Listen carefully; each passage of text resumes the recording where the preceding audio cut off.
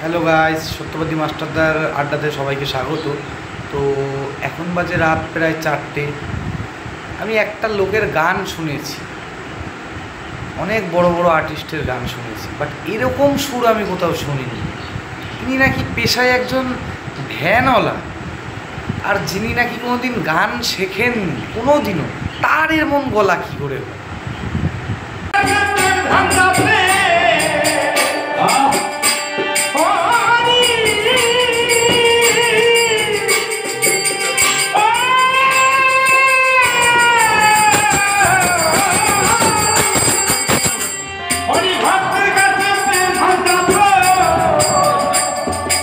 কি কেমন একটা লাগলো না? কিন্তু মা সরস্বতী যার গলায় বসবে ভাবে তার গলায় বসবে। জাত পাত ধর্ম দেখে তো আসে না। তা সুযোগ করে দেওয়া দরকার, এই মানুষগুলোকে, পিছিয়ে পড়া মানুষগুলোকে ওই মঞ্চে তুলতে হবে। এটা টার্গেট রাখো যে হকদার সেই বসবে চেয়ারে।